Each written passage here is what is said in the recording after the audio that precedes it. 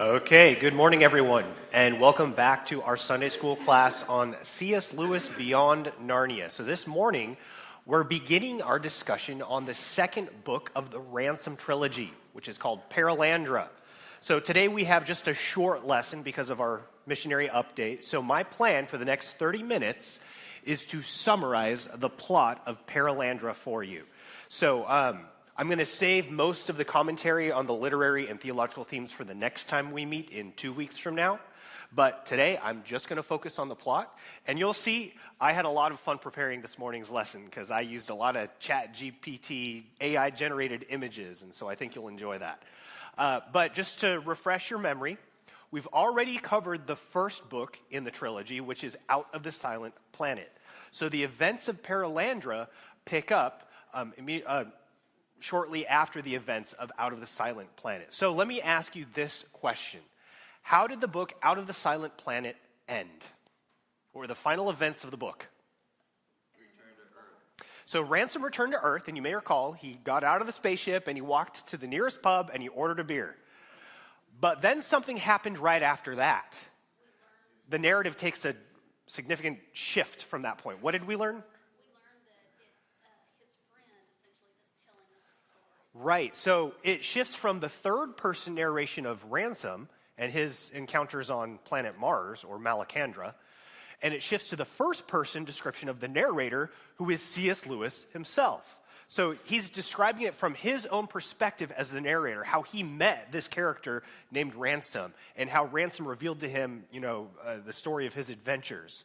And so the events of Perelandra also begin in the first person with C.S. Lewis describing a telegram that he'd received from Ransom to meet him because he has some important business that he needs Lewis's help with regarding this mission that the chief angel of Malacandra has for Ransom. So you may remember, we used some terminology last time from Out of the Silent Planet. Does anybody remember what the name of the chief angel is for Malacandra? Oyarsa. So each planet has its own presiding spirit or angel, and those are called the Oyarsas. They are high-ranking Eldils. So an Eldil would be what we'd call an angel. And so what happens is Lewis answers the telegram and he visits Ransom in his cottage, but as he's proceeding to the property of the cottage, he feels this wall of psychological resistance. He's overcome with this sense of dread and terror. He doesn't want to continue. Turns out he's actually experiencing like a demonic assault. So planet Earth is called Thulkandra, which means the silent planet. It's been cut off of communication from the other planets in the solar system because the Oyarsa of Earth is the bent one, the evil one, Satan himself. And so the Bent One and his fallen Eldils are trying to prevent C.S. Lewis from joining Ransom on this mission. And so they attack him psychologically as he's approaching the cottage. But Lewis overcomes the resistance. He enters into the cottage. Ransom isn't there, though. But what he does find is a white casket-shaped box. And next to it, there's like this nebulous pillar of light that if you look directly at it, you can't see it. And we know from the previous book what that is. That means it's an angel. Turns out this is actually the Oyarsa of Malacandra. Well, Ransom, shortly after that, arrives and explains the mission. At first, Lewis thought, do you have to go back to Mars? And Ransom says, no, this time I'm not going to Mars, I'm going to Venus, which in the old solar language is Perelandra. And Ransom, it turns out, has a unique qualification to go on this mission. While he was on Mars, he actually learned the old solar language, so he can communicate with the aliens. And so, because of that, he's been commissioned by the Oyarsa of Malacandra to undertake some task on Venus. But Ransom doesn't know what that task is yet. All he knows is he needs some help in order to make the voyage. So, the next morning, C.S. Lewis helps Ransom to enter into the casket. Okay, so let me also comment on some of my AI images here. Okay, that's AI, okay? That's not a photograph. That is an AI-generated image, and I've also taken some artistic license here, okay? If you've read Perelandra, you know that for most of the book, the main characters are nude. Well, this is church, okay? So we can't do that here. So what I've done is I've taken some artistic license to make the images church appropriate. So here I have Ransom dressed appropriately in black shorts. But he asks C.S. Lewis to put a blindfold on him so that way he's not blinded by the sunlight as he's taking the voyage to planet Venus. So he steps into this casket, which turns out to be a little spacecraft. And so Lewis helps him get in, and at that point, the casket-shaped spacecraft takes off into outer space. But Ransom has told Lewis that he doesn't know if or when he's coming back. So he needs to be ready. The moment that the Oyarsa of Malacandra summons Lewis to return, he has to be ready to receive Ransom on his return trip. And so Lewis waits and he waits over the course of a year. A year transpires. World War II breaks out in the meantime, so we know like the timeline. We're in like the early 1940s right now. And so Lewis brings with him a doctor as requested by Ransom in case Ransom comes back injured. And so a year later, they come back and they find Ransom in this casket-shaped spaceship covered in like these red things that at first they think it's like gore or guts or something. It's not. It's flowers. He was covered in flowers to shield himself from the sunlight on his return voyage. And so Ransom gets out of the spaceship and he explains to them exactly what he'd experienced over the course of that previous year while he was gone. That's where the events shift to the third person now, and we hear about the adventure of Ransom on planet Venus, also known as Perelandra. When he first arrives on Venus, here's what he finds. His spaceship crash lands in the waters, and it just dissolves. That's like what it was designed to do. So it like self-destructs, basically. It kind of just washes off of him like this goop. And he finds himself floating in the seas of Perelandra. And it has these huge undulating waves that are like as tall as hills and mountains. And the sky overhead looks like it's just molten gold. So there's this dome covering the atmosphere, so you can't actually see into outer space from the surface of Venus. And so he's floating on the ocean, and the water gets in his mouth, and he finds it's the most delicious water he's tasted. It's actually drinkable, so it's not like Earth's seawater.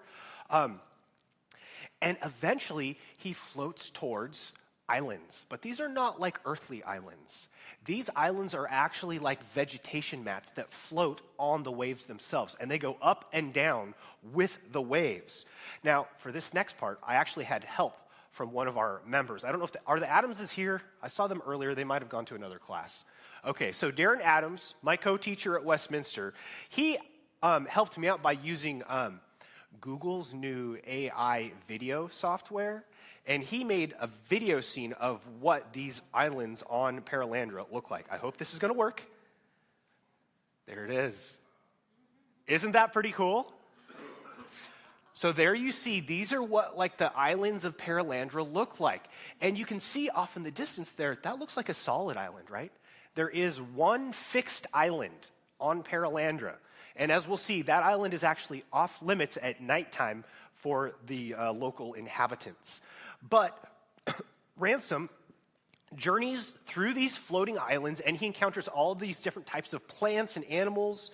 So there's this one part where he finds these golden globe-shaped fruits, and he gets hungry, and so he's like, I wonder if this is edible. He takes a bite. It is the most delicious food he has ever tasted. It's like using the word taste does it an injustice, because it's like a brand new sensation to him that he's never experienced before.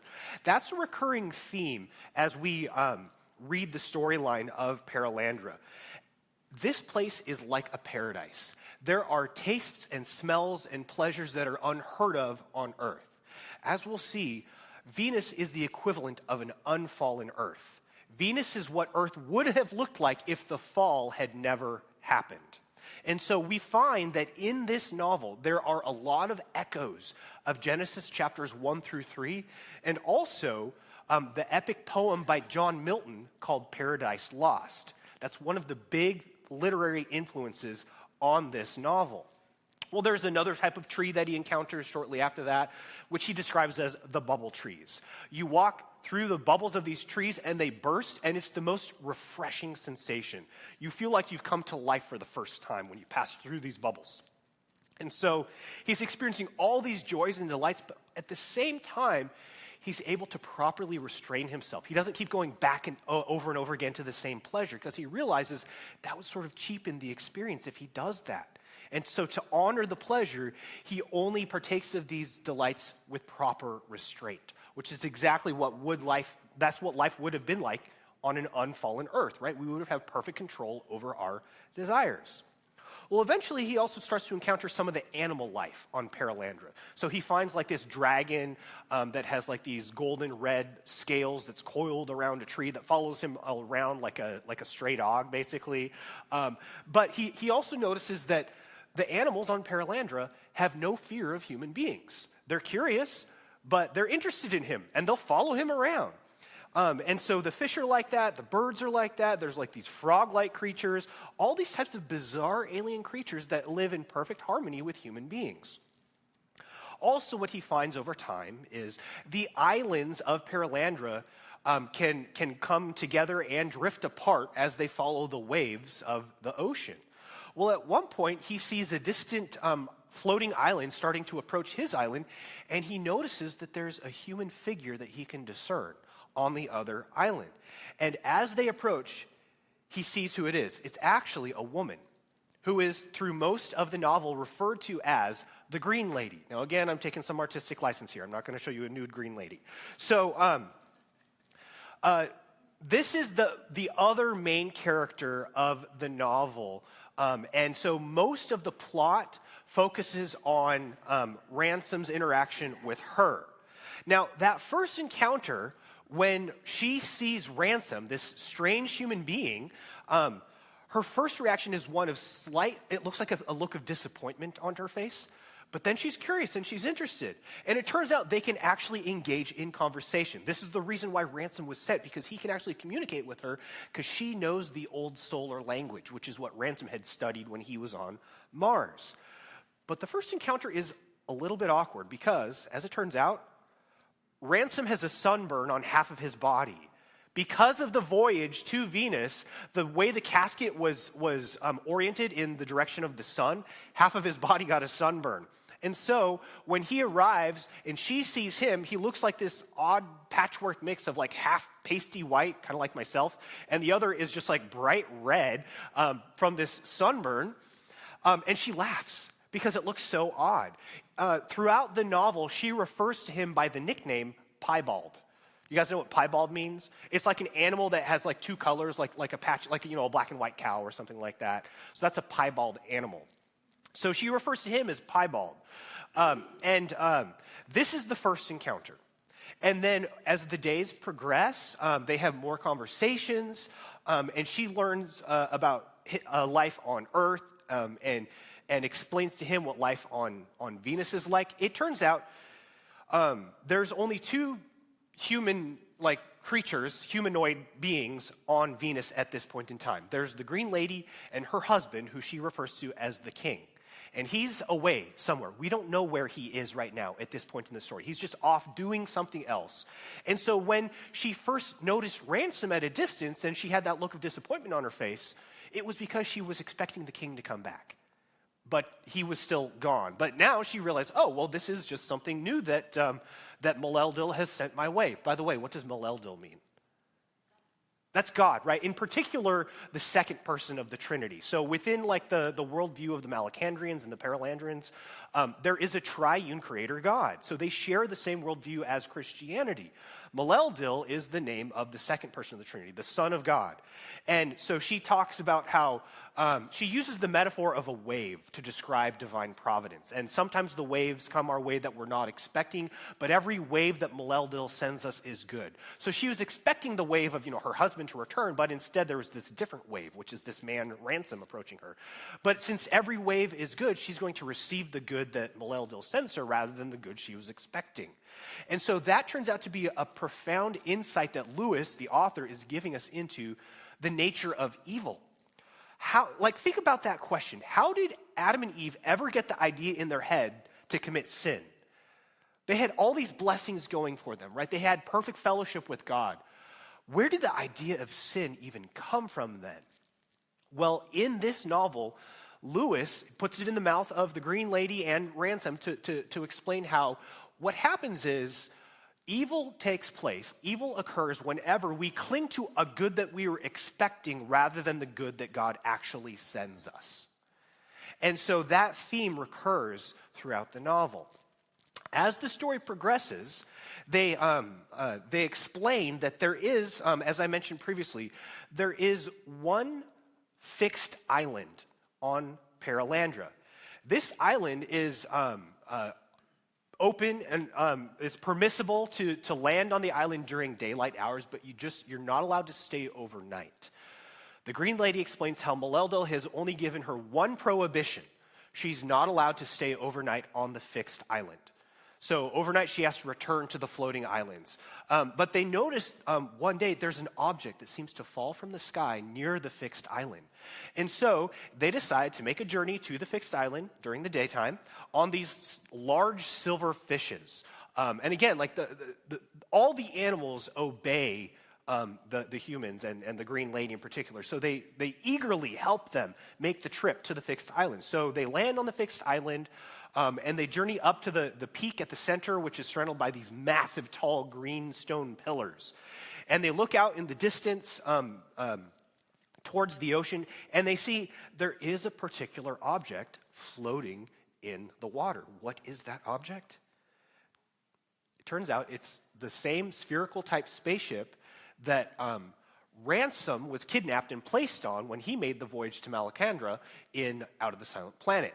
And it looks like there's an individual in a boat rowing towards the fixed island. And he's wearing, it's called a pith helmet. You know, that's like the safari hat. And he has the shirt and shorts on. And he's rowing towards them. And as he approaches, Ransom recognizes who this individual is. Who do you think it is? Weston, the bad guy from, the first book. So Weston lands on the fixed island. And he encounters Ransom and the Green Lady. And he holds up a revolver to Ransom.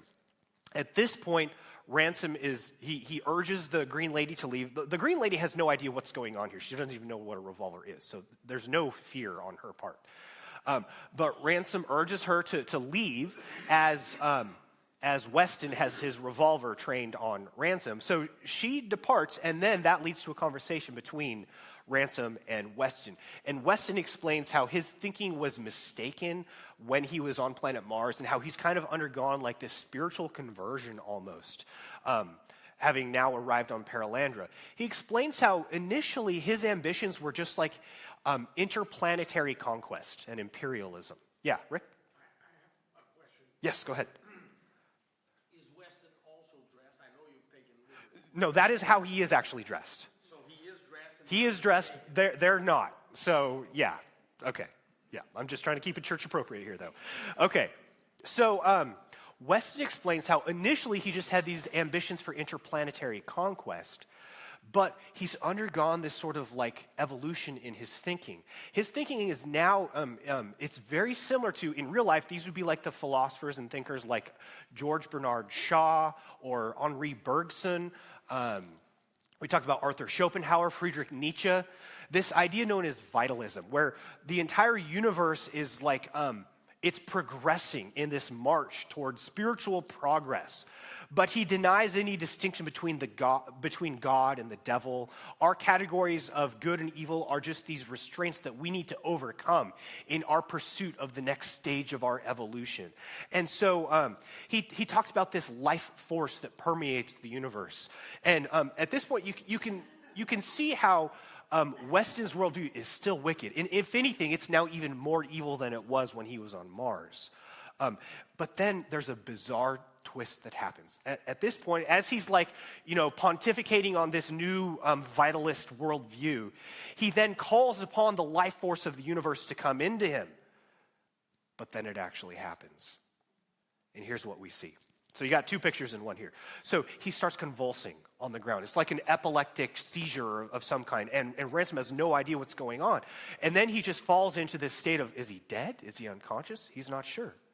So Ransom, he grabs like a bottle of brandy from Weston's supplies and he tries to, revive him by putting the bottle up to his mouth. And what happens? Weston bites the neck of the bottle off and it just shatters in his mouth. And Ransom's like, oh no, I've just killed him. I've made things worse. Then night falls. And then the next day, they're still on the fixed island. Now, the Green Lady, she obeyed Maleldil. She had left the island, so she's gone back to the floating islands. Ransom wakes up. Weston is nowhere to be found. He doesn't know what happened, but at that point, one of the silver fish approaches, the shore and is like signaling to Ransom to get on. So Ransom does, and the fish takes him back to the Green Lady's floating island. And so he makes it to the island, and he makes his way through the woods on the island, and what does he find? A conversation is happening between the Green Lady and Weston. And he only hears the tail end of this conversation. What he hears is they're talking about the fixed island. And it sounds like Weston is trying to persuade the Green Lady to stay on the fixed island. And the Green Lady says, but that's the one commandment that Maleldil gave to me. I'm not supposed to stay on the fixed island. But then Weston is saying to her, but what if Maleldil told you that in order to encourage you to become your own person, to pursue independence? What if this is Maleldil's way of making you a mature human being? So the Green Lady uses the language of old and young to talk about moving from simplicity to wisdom, and how each day she's getting older through her conversations with Ransom and with Weston. And now Weston is trying to say, perhaps that is how Maleldil intends for you to become older, so that you can break this commandment, but he can't tell you to break it, because if he told you to do that, you would still be submitting to him. What he wants is for you to become truly independent, and that will actually make your king love you even more, because he'll see your strength of will. And so he's basically enticing her to sin. What we have here is a reenactment of Genesis 3. So she's existing in this unfallen state, and she's hearing the temptations of the evil one that's trying to persuade her to disobey her God. Well, at that point, as the conversation progresses, eventually the Green Lady says, okay, I've had enough for now, so be gone. And so he leaves, kind of, frustrated. Night falls, and when night falls on Perelandra, it is like pitch black. You can't even see your hand in front of you. And so at this point, Ransom, he has no choice. Like, he can't see anything, so he goes to sleep as well. The next day, he wakes up, and he's looking at his surroundings, and he's horrified. Because the little creatures, the animals that inhabit the islands, he finds several of them have been mutilated. Not killed, but just like mutilated to the point where like it's this bloody mass on the floor. And he follows this trail of these mutilated creatures where he finally finds Weston.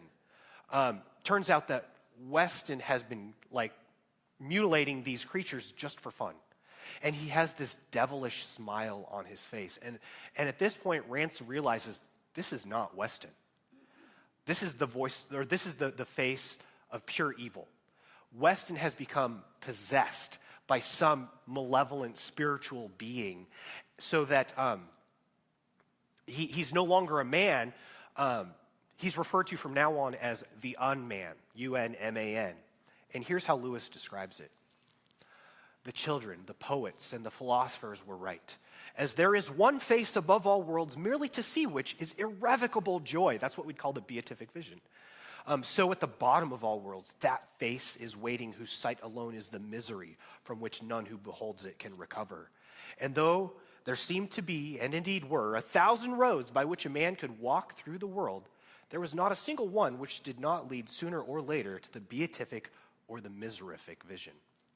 He himself had, of course, seen only a mask or a faint adumbration of it. That's the face of Weston.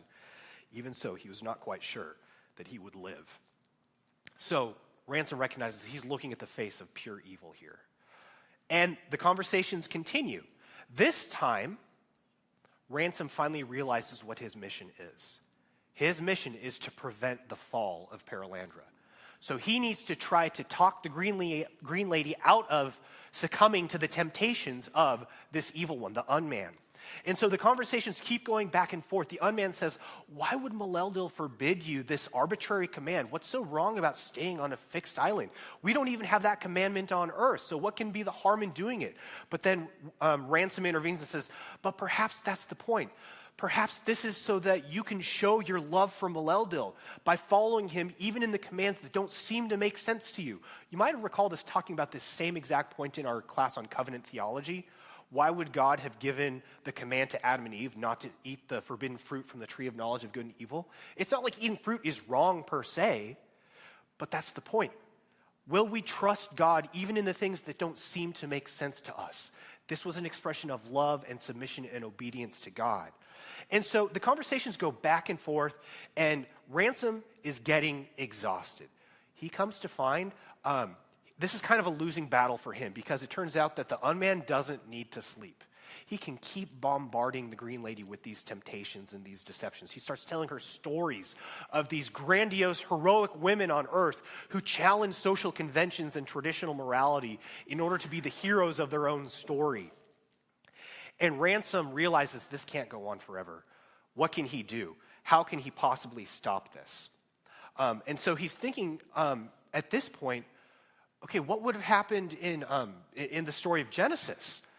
He's trying to think about like how the storyline would have gone on earth if the fall had been averted. And he says this: he did not know whether Eve had resisted at all, or if so, for how long. I mean, this is going on days and days, these temptations, the conversations with the unman. Still less did he know how the story would have ended if she had. If the serpent had been foiled and returned the next day and the next, what then? Would the trial have lasted forever? How would Maleldil have stopped it? In vain did his mind hark back time after time to the book of Genesis, asking what would have happened. But to this the darkness gave him no answer. So here's my theological question for you. What would have happened if Eve had said no to the serpent? Would the serpent have been like, oh, okay, I'll just be on my way then? Probably not. I'm guessing the serpent would have kept assaulting her with temptations, right? Until what? How would the storyline have gone? Have you ever asked that question before? What do you think should have happened? Hypothetically, she says no, the serpent keeps coming back. Where's the story supposed to go at that point? What would you say? Resist the devil and he will flee? Yes. Yes. Now that's like in the post-fall world where we're experiencing redemption. So this is tricky, right? Like we're imagining a scenario that didn't actually happen. We're asking what would have happened. Well, here's how the storyline goes in Perelandra. Ransom does finally hear like a voice, and it says to him, "It is not for nothing that you are named Ransom." So he realizes that his own name has cosmic significance. It wasn't just a coincidence of history, a cosmic accident that he was named Ransom. He was called to be the ransom himself, to potentially sacrifice himself to stop this evil one. And if his words of persuasion weren't going to stop him, how was he going to do it? Only one other way. Physical combat. Okay? It's at this point, it dawns on Ransom, the only way to stop this evil one is to kill him, to physically destroy him, to crush him. And so he surprise attacks the unman one day, and the unman realizes, oh, okay, so that's how it's going to be. And they just lunge at each other, and it is like, a cosmic battle to end all battles. They are at each other, and these are like two middle-aged dad bod men. So they're not in the best of shape, but it turns out that that's not the dad bod. No, this is not AI, by the way. This is actual cover art that I found. But this shows, the physical struggle between Ransom and the unman. And it turns out that Ransom can actually land a pretty good blow. And so he is like punching at his heart, his kidneys, trying to destroy the unman. While on the other hand, the unman is like attacking him like through scraping and clawing, and is trying to just shred him. And so they are going at it round after round to the point of exhaustion. And Ransom is wondering at one point, like, am I going to die from this? Because like he's just so shredded up from, the wounds from the unman. But he also realizes that the unman is suffering as well. Like he actually can match him. It's not like he has superhuman strength as he feared he might. No, they're pretty equally matched, and it turns out that Ransom is the better puncher. And then there's this feeling inside him that overcomes him. It says, then an experience that perhaps no good man can ever have in our world came over him. A torrent of perfectly unmixed and lawful hatred. The energy of hating, never before felt without some guilt, without some dim knowledge that he was failing fully to distinguish the sinner from the sin, rose into his arms and legs, till he felt that they were pillars of burning blood. What was before him appeared no longer a creature of corrupted will. It was corruption itself, to which will was attached only as an instrument. It is perhaps difficult to understand why this filled Ransom not with horror, but with a kind of joy. The joy came from finding at last what hatred was made for. As a boy with an axe rejoices in finding a tree, or a boy with a box of colored chalks rejoices in finding a pile of perfectly white paper, so he rejoiced in the perfect congruity between his emotion and its object. He's reinvigorated, he's recharged by this sense of pure hatred for this force of evil. And he pummels him to the point where the unman realizes he's losing. He's going to die. He hobbles off with this broken leg and he starts fleeing from Ransom. They make it to the coastline of the floating island, and the unman hops on a fish and starts riding away into the distance as far as he can away from Ransom. But Ransom is in hot pursuit, following him on his fish as well. And they go for hours and hours through the water. And they realize, like, you have like all these other sea creatures following them as well. But as the chase progresses, eventually all the animals start to get fatigued and they just go back home until it's just them kind of floating very slowly in the water. Night falls and Ransom can hear the voice of, is it Weston? Is it the unman? He's not quite sure. But it's this voice of despair and desperation. He doesn't want to die. He talks about how life is the only thing we have, and so we need to prolong this little life that we have, because after that, it's oblivion, it's destruction, it's annihilation, it's agony forever and ever, and he doesn't want to go back to that. And then at this point in the story, it's like nighttime. Weston, they're like very close to each other. At this point, Weston, or the unman, wraps his arms around Ransom and pulls him under the water. Down, down, down, into the blackness of the water below they go. And Ransom thinks he's going to die. He thinks he's going to drown. But it's at one point, he emerges on a shore, a pebbly shore. It's pitch black still, and he realizes he's not dead. But he finds the unman next to him, grabs his throat, and strangles as hard as he can until the body goes limp. And even then, he counts to 1,000 just to make sure. He lets his hands go, and he's still motionless. It's still pitch black. He's on the shore, and he doesn't know where to go next. He's waiting for the sun to rise, but it never rises. Hours and hours and hours pass. It's like, wait a minute. The sun should have risen by now. Why hasn't it? Well, it turns out he's not on the surface. They're actually in a subterranean cavern. The unman had actually pulled him underwater, and mysteriously, inexplicably, they arrive on the shore of this large underground cavern. So Ransom realizes he's going to have to make his way through the dark to find, is there some exit out of this cavern? So he finds that beyond the shore, there's like this cliff wall that actually goes up in like progressive like shelves that he has to climb up on. And he keeps progressing forward through the darkness. And he goes forever, it seems, into the darkness beyond the cliff walls until he sees like a faint red light. He approaches that light and he realizes that there's like a ceiling above him with a hole in it with this red light coming out of it. He has to pile up the rocks to climb up through the hole in the ceiling, and he finds himself in another chamber.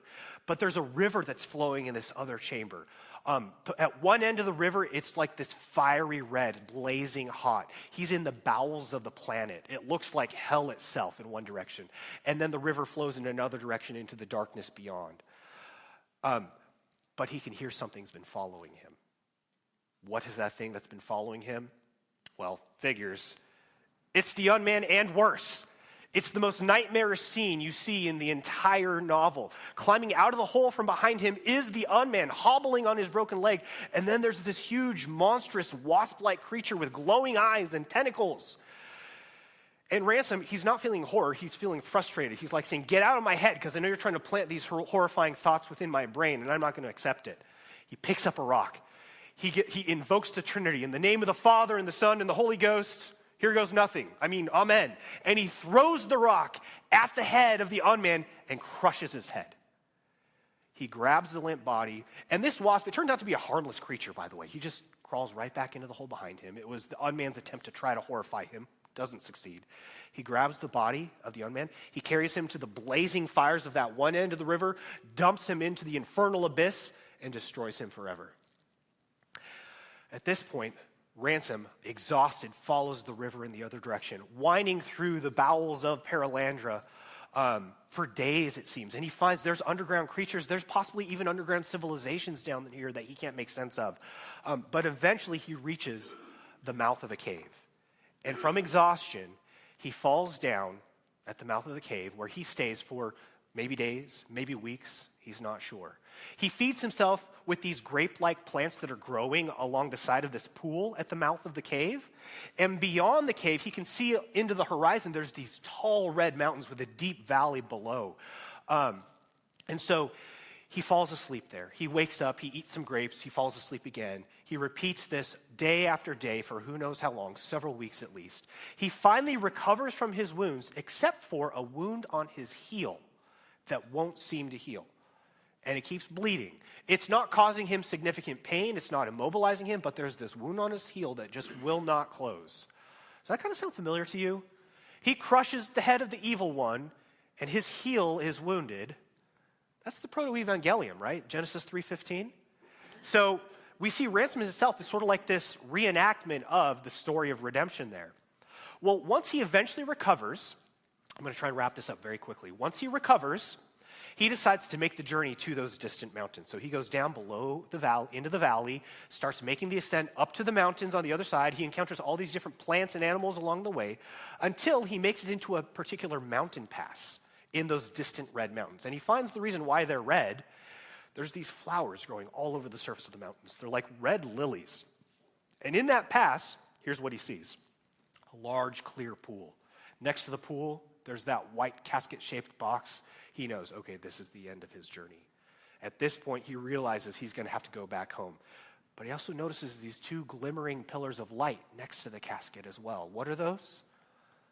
Those are the Oyarsas, right? It turns out these are the Oyarsa of Malacandra and the Oyarsa of Perelandra, who we haven't encountered yet.